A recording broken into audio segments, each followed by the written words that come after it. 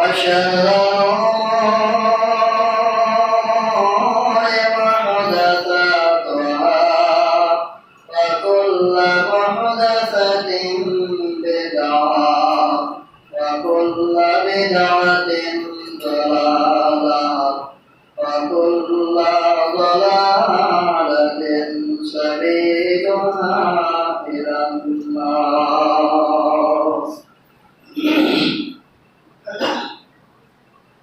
فقد قال الله تعالى في القرآن المجيد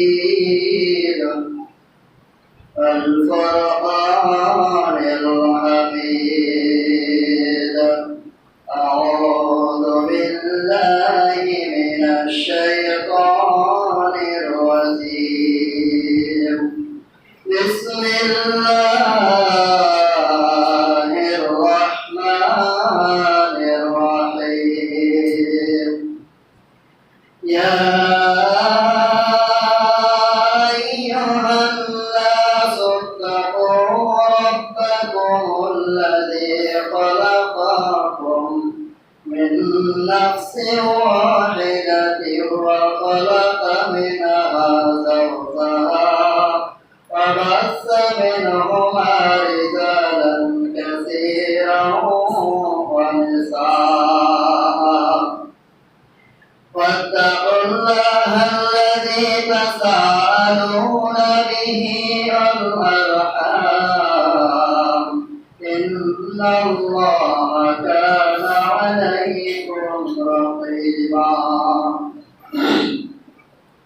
وقال الله تعالى في موضع آخر: يا أيها الذين آمنوا اتقوا الله ولتنظر نفس ما قدمت لغد فاتقوا الله إن الله خبير بما تعملون.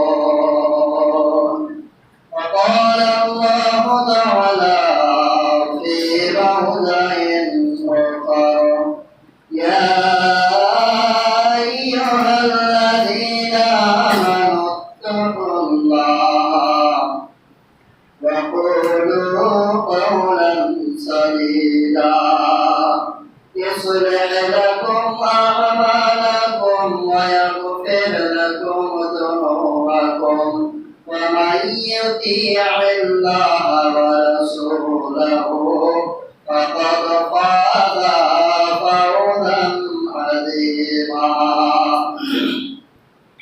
وقال الله تعالى في القرآن المجيد الفرقان الحميد: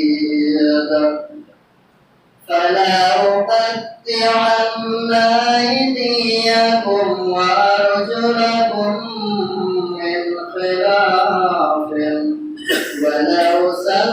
ولأصلبنكم في جذوع النخل ولتعلمن أينا أشد عذابا وأبقى. وقال الله تعالى في موضع آخر: فما آمن لموسى إلا ذرية من قومه على خوف من فرعون وملائهم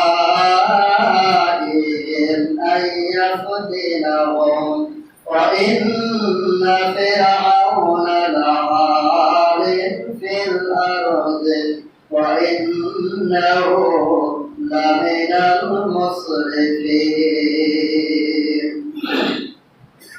الحمد لله.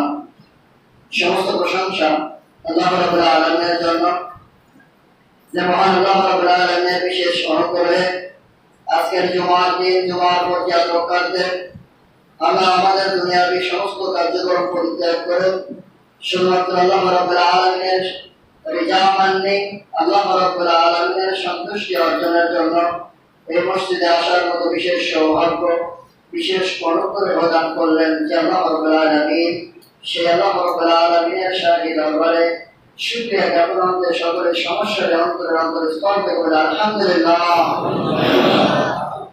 দুরূদ সালাম বর্ষিত হন বিশ্ব মানবতার মুক্তির একমাত্র পথ প্রদর্শক সৈয়দুল মুরসালিন খাতামান নবিয়্যিন রাহমাতুল লিল আলামিন আখিরি জামানার পয়গম্বর নবী মুহাম্মদ রাসূলুল্লাহ সাল্লাল্লাহু আলাইহি ওয়াসাল্লামের উপর আমরা সকলেই আল্লাহুম্মা আমিন। সম্মানিত উপস্থিতি, আমি আপনাদের সম্বন্ধে আলোচনা করছিলাম হযরত মুসা আলাইহিস সালাম এবং ফিরাউনের মধ্যকার হক এবং বাতিলের দ্বন্দ্ব। হক এবং বাতিলের দ্বন্দ্ব সারা জীবনই সাংঘর্ষিক। মুসা আলাইহিস সালাম আল্লাহ রাব্বুল আলামিনের পক্ষ থেকে প্রেরিত ওহীর ভিত্তিতে তৎকালীন সময়কার জুলুম নির্যাতনগুলো পৃথিবীর বুক থেকে দূরীভূত করার চেষ্টা করেছিল এবং তার প্রতিপক্ষ শক্তি ফিরআউন তার সর্বশক্তি নিয়োগ করে সেও তার ক্ষমতা, সেও তার অন্যায় অত্যাচারের রাজ স্থায়ী করার চেষ্টা করতেছিল। গতদিন বলেছিলাম যে প্রায় ৮০,০০০-এর মতো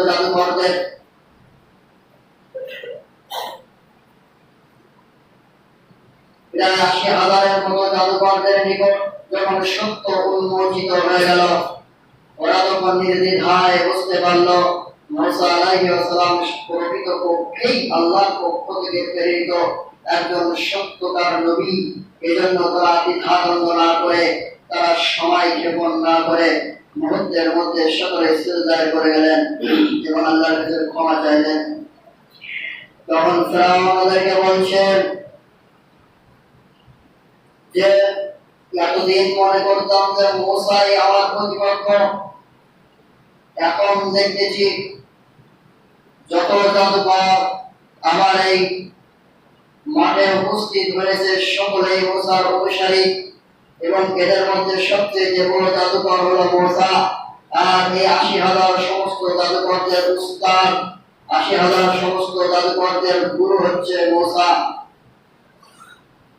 ফিরআউন বলল যে আমি আমার পক্ষ থেকে নির্দেশ দেওয়ার আগেই তোমরা মুসার আনুগত্য করেছ, অতএব তোমাদেরকে আমি হত্যা করব।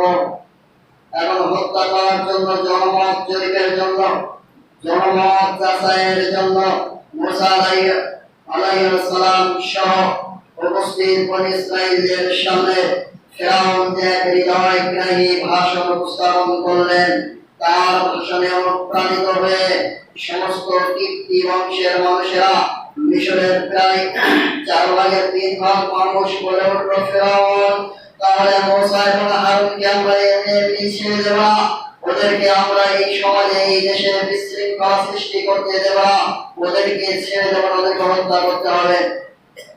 যখন জনগণের নিকট থেকে ফিরআউন স্বীকৃতি পেলেন, তখন তিনি ঘোষণা করলেন, তার সেই ঘোষণা আল্লাহ রাব্বুল আলামিন সূরা তাহার ৭১ নম্বর আয়াতে উল্লেখ করেছেন। আল্লাহ বলেছেন, ফালাউকাত্তিআন্না আইদিয়াকুম ওয়া আরজুলাকুম মিন খিলাফিন ওয়া লাউসাল্লিবান্নাকুম ফি যুযু'in নাখলি ওয়া লাতা'লামুন্না আইয়ুনা আশাদ্দু আযাবান ওয়া আবকা। আল্লাহ রাব্বুল আলামিন মহাগ্রন্থের কোরআনের সূরা তাহার ৭১ নম্বর আয়াত নাযিল করেন। বিশ্বনবী মুহাম্মদ রাসূলুল্লাহ সাল্লাল্লাহু আলাইহি ওয়াসাল্লামকে জানিয়ে দিচ্ছেন, নবী প্রেমের ছবি তৎকালীন সময় জাদুকররা যখন আমি আল্লাহ, ওরা আমার উপর যখন ঈমান আনয়ন করল, ওরা যখন আমি আল্লাহ এক দ্বিতীয় এই কথার উপর যখন অবিচল রইল, ফিরআউন ওদেরকে বললেন, ফালাউকাত্তিআন্না আইদিয়াকুম ওয়া আরজুলাকুম মিন খিলাফ। ও জাদুকররা,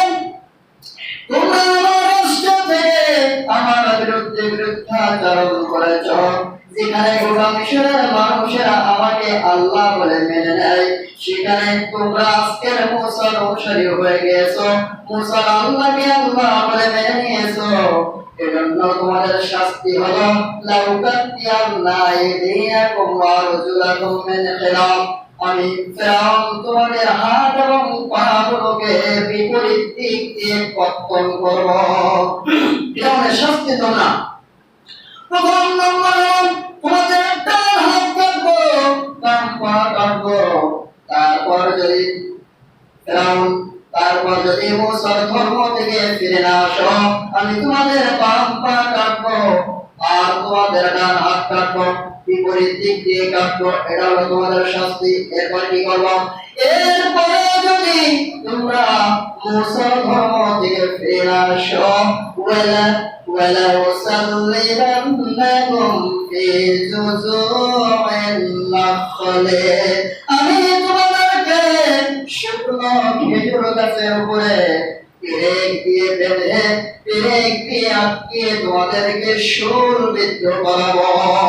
এরপরে তোমরা বুঝবে ওয়া তা'লামুন্না আইয়ুনা আশাদ্দু আযাবান ওয়া আবকা, যাতে তোমরা বুঝতে পারো তোমাদের আল্লাহ আযাব দেওয়ার ক্ষেত্রে সবচেয়ে কঠোর নাকি আমি ফিরআউন আযাব দিতে সবচেয়ে কঠোর। তোমাদের আল্লাহ, তোমার আল্লাহর আযাব সবচেয়ে শক্ত না আমি ফিরআউন আমার আযাব সবচেয়ে শক্ত, এটা তোমরা বুঝতে পারবে। তাফসীর বলেছেন এইভাবে যখন শাস্তি ঘোষণা হয়ে গেল, ৮০,০০০ সমস্ত এই জাদুকরদেরকে একত্রিত করে ফেলে ফেললেন। ওদেরকে বিপরীত দিক থেকে কর্তন করা হবে, কারণ ওদের কাছ থেকে সর্বশেষ স্বীকৃতি দেওয়া হচ্ছে, বলো তোমরা কি মুসার ধর্ম ত্যাগ করবে?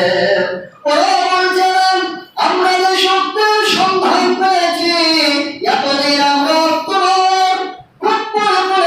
তোমার মিথ্যায় খোদাই দাবি করে তোমাকে রব বলে মেনে জীবনে কোনো ভুল করেছি, অনেক বড় শিরক করেছি, সুতরাং আর একটা পাপ আমরা করব না। আমরা যে সত্যের সন্ধান পেয়েছি, এই সত্য থেকে আমরা বিমুখ হব না। শাস্তি দেওয়ার তুমি দিতে পারো, আমরা এক চুল বিচলিত হব না। এরপরে সমস্ত জাদুকরদেরকে এক এক করে হাত পা করে বিপরীত দিকে কর্তন করা হলো।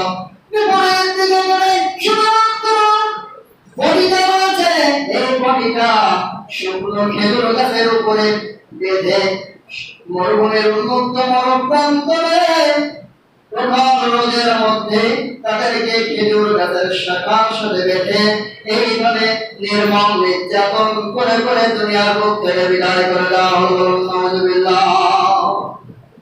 মায়েরা মা, যেখানে হক আছে সেখানে বাতিলের আক্রমণ আসবেই। আপনি সারা জীবন যদি বাতিলের পথে থাকেন, আপনার সামনে কোনো বাধা বিপত্তি, কোনো জুলুম নির্যাতন আসবে না। কিন্তু হকের পথে থাকেন, ন্যায় নিরপেক্ষতা অবলম্বন করেন, হক কথা বলেন, ন্যায় নিরপেক্ষ বিচার করেন, ন্যায় ন্যায্য কথা বলেন, তাহলে একদিন না একদিন আপনার উপর জুলুম নির্যাতন আসবেই। জালেমদের জুলুম নির্যাতন আসবেই আসবে। আজ আসুক আর কাল আসুক, অল্প আসুক আর বেশি আসুক, আসবেই।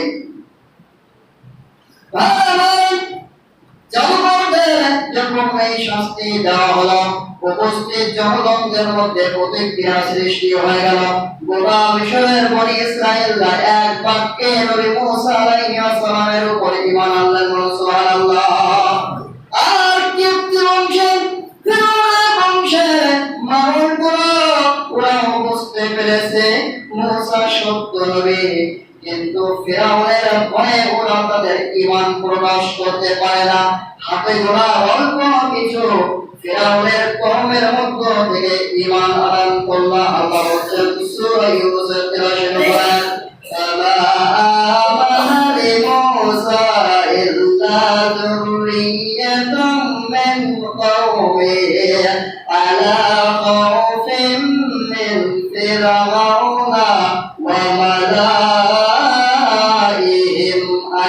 লিয়াফতিনাহুম আল্লাহ বলেন ফিরআউন এবং তার পরিষদ বর্গের ফিরআউন এবং তার সেনাবাহিনীর ভয়ে ফিরআউনের কওমের অল্প কিছু মানুষ নামে মাত্র তারা ঈমান এনেছিল কয়েকজন মানুষ ফিরআউনের শাস্তির ভয়ে যে সমস্ত ব্যক্তিরা ঈমান আনয়ন করেছিল ওরা প্রকাশ্যে ফিরআউনের শাস্তির ভয়ে তাদের ঈমানের কথা প্রকাশ করত না ওয়া ইন্না ফিরআউনা লাআলিন ফিল আরদি ওয়া ইন্নাহু লামিনাল মুসরিফিন আল্লাহ বলেন নিশ্চয়ই ফিরআউন ছিল তৎকালীন সময়কার সবচেয়ে মহাপরাক্রমশালী একজন বাদশা পৃথিবীর মধ্যে তার সাথে তার ক্ষমতার বিপরীতে টিকে থাকার মতো হিম্মত শক্তি পৃথিবীর তখন কারো ছিল না ওয়া ইন্নাহু লামিনাল মুসরিফিন আর সেই সময় ফিরআউন ছিল অত্যন্ত সীমালঙ্ঘনকারী আল্লাহ রাব্বুল আলামিন মুসা আলাইহিস সালামের সময়কার মানুষদের উপর ফিরআউনের যে অত্যাচার এই অত্যাচারগুলো এক এক করে বলছেন যে ওই সময় জনগণ বনী ইসরাঈলের মধ্যে সবাই তো ঈমান আনলো কীর্তি বংশের হাতে গোনা কিছু মানুষ যখন ঈমান আনলো তবুও তাদের ঈমানটা তখন গোপনে তারা আল্লাহ রাব্বুল আলামিনের উপর ঈমান এনেছে মুসা আলাইহিস সালামকে নবী বলে স্বীকার করেছে কিন্তু ফিরআউনের ভয়ে প্রকাশ করতে পারে না দিন দিন মুসা আলাইহিস সালামের পক্ষে মুসা আলাইহিস সালামের অনুসারীর সংখ্যা যখন গোপনে বেড়ে গেল বেড়ে যাচ্ছে ফিরআউন যখন জানতে পারলেন বনী ইসরাঈলের যে সমস্ত ব্যক্তিরা আগে ফিরআউনকে মান্য করত রব হিসাবে মানত জানত আজকের তারা সবাই মুসার অনুসারী হয়েছে শুধু তারা না খোদ কীর্তি বংশের মানুষেরাও খোদ ফিরআউন বংশের মানুষেরাও মুসার অনুসারী হয়ে যাচ্ছে এজন্য তিনি আবার কি বলেন মুসা আলাইহিস সালামের জন্মের আগ থেকে যে পুত্র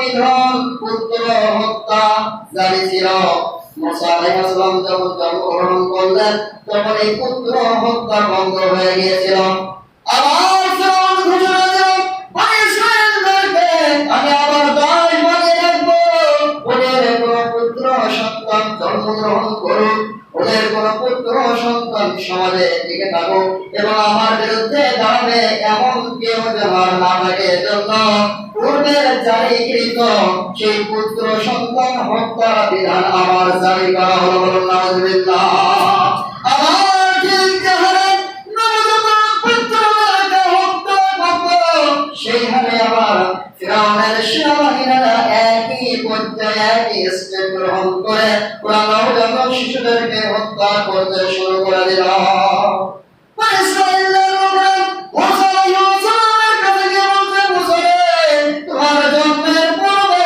ওরা আমাদের পুত্র সন্তানদেরকে এমন করে হত্যা করত আর আমাদের নারীদেরকে এরকম ভালো দাসী বানিয়ে রাখতো ওরে মুসা রে আমরা বিদ্রোহী আল্লাহর কাছে চেয়েছি আল্লাহ তুমি তোমার পক্ষ থেকে একজন নবী আমাদেরকে দাও একজন পথ প্রদর্শক আমাদেরকে দাও যার মাধ্যমে এই জালিম নির্যাতনের অবসান ঘটবে আল্লাহ রাব্বুল আলামিন ওরে মুসা রে তোমাকে নবী হিসেবে আমাদের মাঝে পাঠাও এরপরেও আবার পূর্বে সেই নির্যাতন আমাদের উপরে চলে এসেছে এখন কি বল মুসা আলাইহিস সালাম তার সাথীদেরকে বললেন আসা রাব্বুকুম আইয়ুলিকা আদুওয়াকুম ওয়া ইয়াস্তাখলিফাকুম ফিল আরদি ফায়ানযুরা কাইফা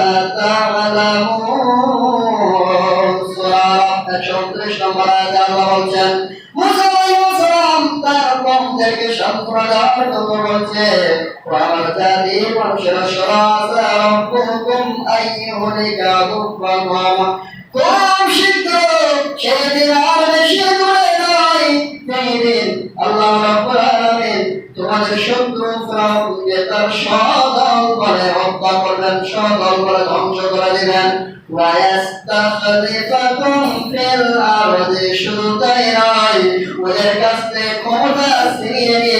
আল্লাহ রাব্বুল আলামিন তোমাদেরকে ক্ষমতা দান করেন। সুবহানাল্লাহ। সুতরাং তোমরা ধৈর্য ধরো, ওয়াস্তাঈনু বিল্লাহ, তোমরা আল্লাহর কাছে সাহায্য প্রার্থনা করো, ওয়াসবিরু, এবং তোমরা ধৈর্য ধারণ করো। ধৈর্যের বিকল্প কিছু নেই। মুসা আলাইহিস সালাম তার অনুসারীদের পর্যন্ত অত্যাচার হয়, যত অভিযোগ করে মুসা আলাইহিস সালাম একবারও বলেননি তোমরা তাদের বিরুদ্ধে যুদ্ধ করো, তাদেরকে সেখানে হত্যা করো, এমন কথা বলেনি। শুধু বলছে তোমরা সবর করো, ধৈর্য ধারণ করো, আল্লাহ রাব্বুল আলামিন তোমাদের বিজয় নিকটে নিয়ে এসেছে, আর কিছুদিন অপেক্ষা করো। ধৈর্য ধরতে ধরতে আল্লাহ রাব্বুল আলামিন তোমাদের মধ্যে ধৈর্যের যখন পরীক্ষা দিতে দিতে পরীক্ষা উত্তীর্ণ যেদিন হবে, সেই দিন আল্লাহ রাব্বুল আলামিন ফিরআউন বাহিনীকে ধ্বংস করে দিবে। ওদের তোমরা ধৈর্য ধারণ করো। এরপরে সময় মুসা আলাইহিস সালামের জামানায় তার শরীয়তে নিয়ম ছিল, সেই সময় মানুষদেরকে জামাতবদ্ধ হয়ে সালাত আদায় করতে হতো, কোনো অজুহাত থাকতো না। আজকের যেমন আমরা যদি অসুস্থ হই বাড়িতেও নামাজ পড়ি, নামাজ হয়। আমার যদি চরম অসুস্থ থাকি, আমার যদি পঙ্গু থাকি, তাহলে বাড়িতে সালাত আদায় হবে।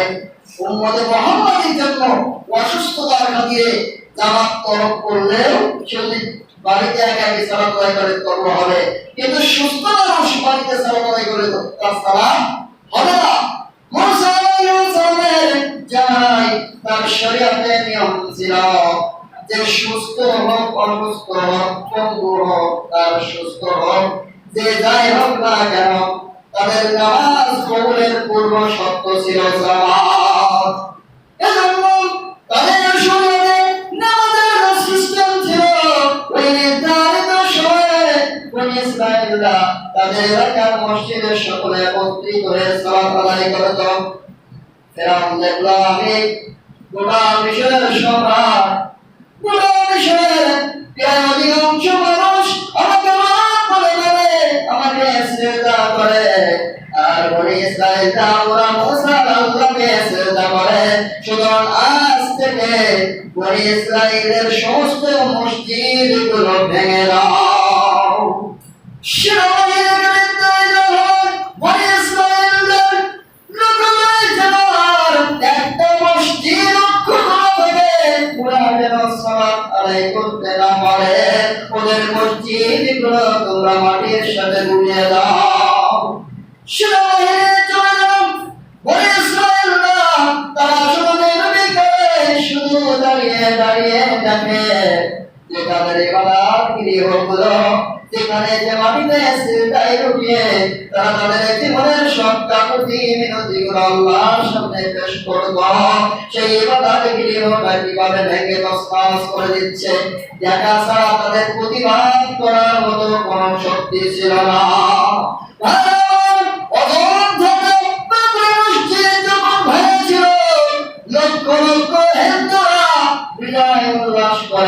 মসজিদের মিনারের উপরে উঠে তারা মসজিদ গুলো ভাঙছিল, আর অসহায় মুসলিমরা তারা শুধু আল্লাহ আল্লাহ করে দূর থেকে দাঁড়িয়ে দেখা ছাড়া তাদের কোনো তেমন উপায় ছিল না।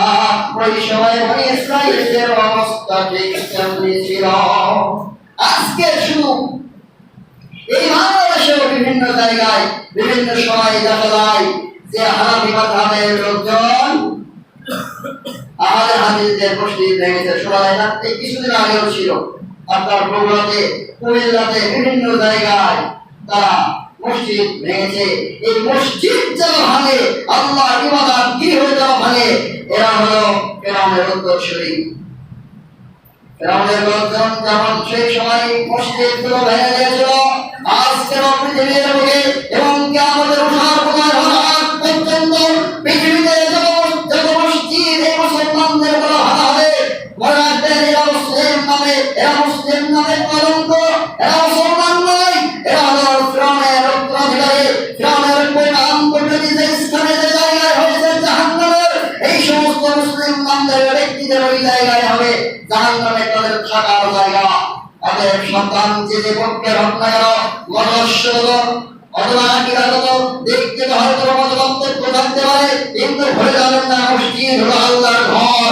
এই মসজিদ ভাঙা, এই মসজিদে যাওয়া থেকে বিরত রাখার মতো এখতিয়ার কোনো ক্ষমতা পৃথিবীর কোনো মানুষের নেই। অতএব মসজিদ নিয়ে গাদ্দারি করবেন না। যারা মসজিদ নিয়ে গাদ্দারি করে, যারা মসজিদ নিয়ে অধ্যত্ব প্রকাশ করে, মনে রাখবেন তারা হলো ইসলামের উত্তরাধিকারী। আল্লাহ রাব্বুল আলামিন ওই সময় কার বর্ণনা দিয়েছেন। আল্লাহ বলছেন ওয়াজআলু বুয়ুতাকুম কিবলাতান ওয়া আকিমুস সালাহ। আল্লাহ রাব্বুল আলামিন বিশ্বকে বলছেন, নবী মুসা আলাইহিস সালামের জনপদের মসজিদগুলো যখন ওরা ভেঙে দিল আর ওরা দিশেহারা হয়ে গেল, ওরা কোথায় সালাত আদায় করবো, কোথায় ইবাদত করবো, আল্লাহ রাব্বুল আলামিন ওদেরকে নবী মুসা আলাইহিস সালামের উপরে নাযিল করলেন ওয়াজআলু বুয়ুতাকুম কিবলাতান ওয়া আকিমুস সালাহ। ও মুসা, তুমি তোমার সম্প্রদায়ের মানুষদেরকে বলে দাও আমি আল্লাহ ওদের প্রত্যেকটা ঘরকে এক একটা মসজিদে রূপান্তর করে দিলাম। সুবহানাল্লাহ। আজ থেকে ওরা ওদের বাড়িঘরগুলো কিবলার দিকে পরিবর্তন করে দেয়, ওদের ঘরগুলো কিবলার দিকে ফিরিয়ে এনে এবং ওরা যখন সালাতে যাবে, যখন ওরা যখন কিবলার দিকে ফিরে সালাত আদায় করে, ওরা স্ব বাড়িতে অবস্থান করে একত্রিত হওয়ার দরকার নেই। যে যেখানে থাকবে ইবাদতের সময় হলে ওরা যেন বাড়িতে বসে আমি আল্লাহ আমার প্রশংসা জ্ঞাপনের জন্য আকিমুস সালাত সালাত কায়েম করুন। সুবহানাল্লাহ। ওরা ওদের নামাজকে সৎ করতে চেয়েছিল, ওরা চেয়েছিল যেন বনী ইসরাঈলদের কেউ আর ইবাদত করতে না পারে। মসজিদ যদি ভাঙা হয়, ইবাদত কোথায় করবে? আল্লাহ রাব্বুল আলামিন আবার বলে দেন, প্রত্যেকের বাড়িটাই মসজিদ হিসেবে তোমরা তৈরি করে নাও। আর আল্লাহ রাব্বুল আলামিন ওদের বিধান দিন দিন আরো সহজ করে দিচ্ছেন। আগে ছিল বাধ্যতামূলক জামাত অংশগ্রহণ করতে হবে, আর এখন স্বেচ্ছায় বাড়িতে সালাত আদায় করতে পারবে, তাতে কোনো সমস্যা নেই। এমনি করে একটার পর একটা জুলুম নির্যাতন তাদের উপরে নেমে আসতেছে।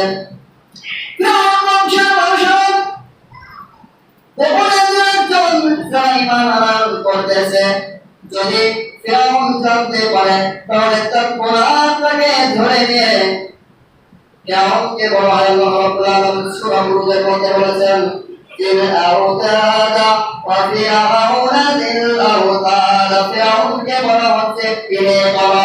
ফিরে বলা কেন বলা হলো? কারণ ফিরআউন যে সমস্ত ব্যক্তিরা তার বিরুদ্ধে আচরণ করত তাদেরকে ধরে নিয়ে দুই হাত এবং দুই পায়ের মধ্যে বড় পেরেক বসিয়ে দিত। পেরেক বসিয়ে মরুভূমির উন্মুক্ত ময়দানে একেবারে প্রখর রৌদ্রের মধ্যে তাদেরকে রেখে আসতো। ধীরে ধীরে রক্তক্ষরণ হয়ে ওই ব্যক্তি ওইখানে মারা যেত। ফিরআউনের অত্যাচার কি করত? মানুষদেরকে ধরে ধরে মরুভূমির উন্মুক্ত ময়দানে নিয়ে অথবা গাছের সাথে বেঁধে গাছের সাথে হাত এবং গাছের সাথে প্লেট বেঁধে দিত। আমাদের সময়কার এই যে ছোট ছোট প্লেট, এরকম ছোট প্লেট না, বড় প্লেট, গোলক জাতীয় প্লেট, এই সমস্ত প্লেট গুলো টুকে টুকে দিয়ে তাদেরকে হত্যা করা হতো। এজন্য আল্লাহ রাব্বুল আলামিন ফিরআউনের নাম রেখেছে ফিরআউন যিল আওতাদ, তিনি ওলা ফিরআউন। কিছু কিছু তাফসীর কারণ ওই সময়কার গোপনে যারা ঈমান আনয়ন করেছিল তাদের কিছু কিছু দৃষ্টান্ত বর্ণনা করেছেন। যদিও এই দৃষ্টান্তের ব্যাপারে অনেক মুহাদ্দিস, অনেক মুফাসসিররা তারা মতামত ব্যক্ত করেছেন যে এই ঘটনা সঠিক নয়। আবার কেউ বলেছেন না, এটা ইসরাঈলের কথা। এখন সঠিক বেঠিক আল্লাহ রাব্বুল আলামিন জানেন। তবে বিশ্বনবীর অনুমতি আছে যে তোমরা যেন কেউ আমার নামে মিথ্যা হাদিস বর্ণনা করো না, তবে প্রয়োজনে বনী ইসরাঈলদের ঘটনা বর্ণনা করতে পারো, তোমরা আমার নামে মিথ্যা অপবাদ, মিথ্যা হাদিস বর্ণনা করা সম্পূর্ণরূপে নিষেধ। এজন্য অনুমতি আছে, এই ঘটনার শিক্ষণীয় বিষয় আছে, এজন্য আমি আপনাদের সামনে তুলে ধরছি। সেই সময় গোপনে যে সমস্ত ব্যক্তিরা ঈমান আনয়ন করত, ঈমান যদি প্রকাশ পেল তাহলে তাদের পরিণাম পরিণতি কি হতো। তাফসীরের মধ্যে কোন তাফসীর কারণ উল্লেখ করেছেন ফিরাউনের বংশের, ফিরাউনের অন্য পক্ষের স্ত্রীর, ফিরাউনের স্ত্রী সুদা সিয়া নয়, আর অনেক স্ত্রী আছে। ফিরাউনের অন্য স্ত্রীর অরাজাত সন্তান, কন্যা সন্তানের দেখাশোনা করার জন্য, চুল আসলামের জন্য, অথবা তাকে পরিপাটি করে দেওয়ার জন্য তার রাজপ্রাসাদে একজন মহিলা ছিল। এই মহিলা মুসা আলাইহিস সালামের উপর গোপনে ঈমান আনয়ন করেছিলেন, কেউ জানত না। শুধু ওই মহিলা এবং মহিলার স্বামী, এই দুইজন ছাড়া পৃথিবীর আর কেউ জানত না যে তারা ঈমানদার। একদিন ওই মহিলা ফিরাউনের কন্যার চুল আসলাতে হঠাৎ করে হাত থেকে চিরুনি পড়ে গেল। চিরুনি যখন পড়ে গিয়েছে তখন ওই মহিলা নিজের অজান্তে তার মুখ থেকে বাইর হয়ে গেল আল্লাহু আকবার। কি শব্দ বাইর হলো? আল্লাহু আকবার, মানে আল্লাহ বড়। এই কথা যখন বাইর হয়ে আসলো তখন ফিরাউনের মেয়ে বলছে, তাহলে আমার আব্বা হলো এই গোটা মিশরের রব, তুমি কি আমার পিতামাতা অন্য কাউকে রব হিসাবে মেনে মানো? তুমি কি আমার পিতাকে রব হিসাবে মানো না? এবার ওই মহিলা দায়িত্বহীন কণ্ঠে মিথ্যা কথা না বলে তিনি দায়িত্বহীন কণ্ঠে বলে দিলেন, না, আমি তোমার পিতা ফিরাউনকে রব বলে মানি না। আমি রব বলে মানি তাকে যিনি তোমার পিতাকে সৃষ্টি করেছেন, যিনি আসমান জমিন সৃষ্টি করেছেন, যিনি আমাকে সৃষ্টি করেছেন, তিনি হলেন এক অদ্বিতীয়, তার সমকক্ষ সমতুল্য কেউ নেই। সেই হলো আমার রব, সেই হলো আমার প্রতিপালক। আমি তোমার পিতাকে কোনোদিন রব হিসাবে মানি না। আমার মেয়েটি তো গিয়ে তার পিতা ফিরআউনের কাছে বলছে, বাবা, আমার জন্য নিযুক্ত আমার চুল বিন্যাসকারিণী এই মহিলা, এই দাসী, ও তোমাকে রব বলে মানে না। ও মুসার ধর্মে দীক্ষিত হয়েছে, ও মুসার রব আল্লাহর উপরই ঈমান এনেছে। ফিরআউন বলছে, ধরে নিয়ে আসো তাকে। ধরে নিয়ে আসা হলো। মহিলাকে জিজ্ঞাসা করে, মহিলা, তুমি কি আমাকে রব হিসাবে মানো না? মহিলা রক্তহীন কণ্ঠে নির্দ্বিধায় বলে দিচ্ছে, আমি তোমাকে রব হিসেবে মানি না। আমার রব হলো তিনি, যিনি মূসা এবং হারুনের রব। আমার রব হলো তিনি, যিনি তোমাকে সৃষ্টি করেছেন, আমাকে সৃষ্টি করেছেন। আমি কোনোদিন তোমাকে রব হিসেবে মানি না। ফিরআউন বলল, শোনো, আমার রাত সবাই তোমার চাকরি, আমি যে টাকা দেই, আমি যে বেতন ভাতা দেই, এটা তোমার জীবিকা নির্বাহ হয়, তোমার সংসার চলে। সুতরাং তুমি যদি আমাকে রব হিসেবে না মানো, তোমাকে প্রথম চাকরি থেকে বরখাস্ত করা হবে। চাকরি থেকে বরখাস্ত শুধু ক্ষান্ত নয়, আমি তোমাকে দৃষ্টান্তমূলক শাস্তি দেব। পৃথিবীর বুকে তোমার কোনো অস্তিত্ব রাখবো না। অতএব তুমি মুসার ধর্ম ত্যাগ করো। মহিলা বলছে, না, আমি যে সত্যের সাপ পেয়েছি, আমি যে ঈমানের সাপ পেয়েছি, আমি সেই সাপ থেকে কখনো বিচ্যুত হব না। আমি মুসার ধর্মকে কোনোদিন ত্যাগ করব না।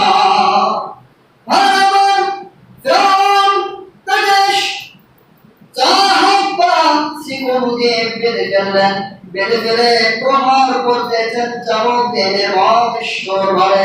চাবুক মারতে মারতে তার দেহ ফেটে রক্ত টপ করে জমিনে পড়ছে। ফিরআউন বলছে, ও মহিলা, এবার বলো, তুমি কি আমাকে রব বলে স্বীকার করো? মহিলা বলে, না, জীবনের শেষ রক্তবিন্দু আমার দেহের মধ্যে থাকাকালীন আমি কোনোদিন আমার রবের সাথে শিরক করব না।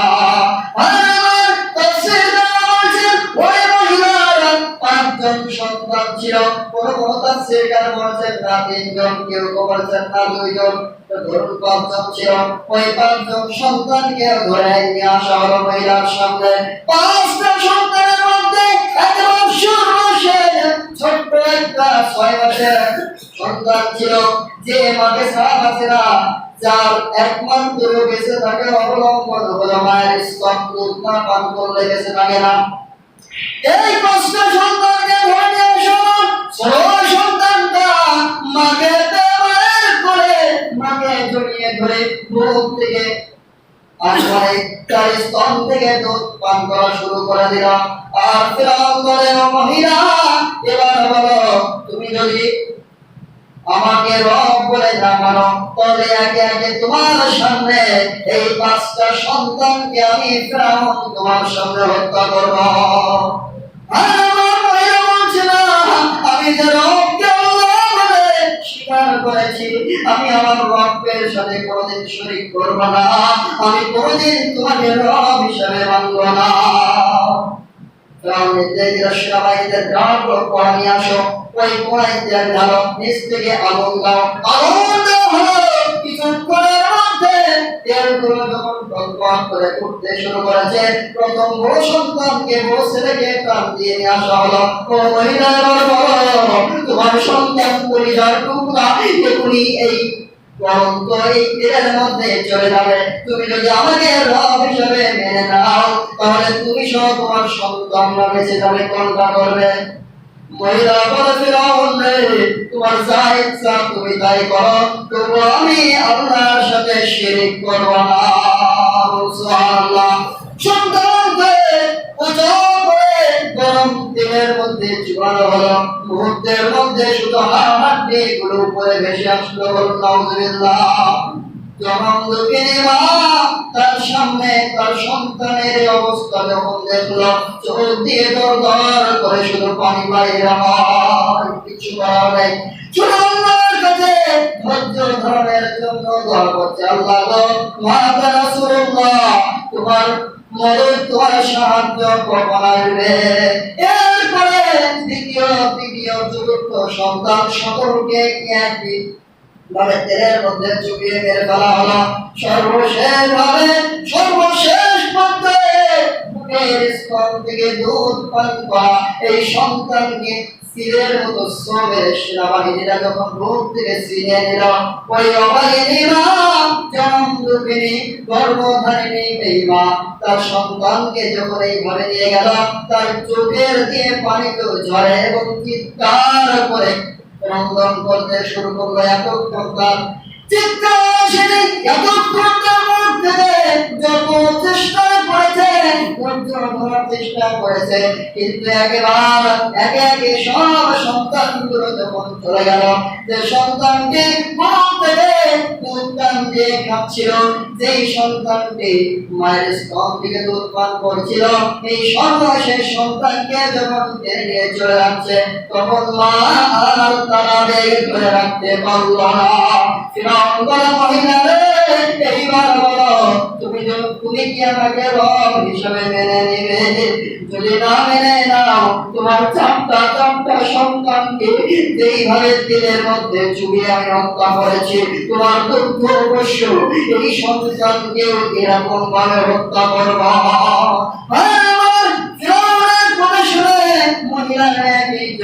ওই দুঃখ অবশ্য 6 মাসের ওই সন্তান, ওই মুখ থেকে তখন জবান খুলে গেল। ওই সন্তান তার মাকে লক্ষ্য করে বলে, মা, তুমি এমন করে ক্রন্দন করো না, আল্লাহ রাব্বুল আলামিন তোমার জন্য জান্নাতের মধ্যে জান্নাত সুসজ্জিত করেছেন। সুবহানাল্লাহ।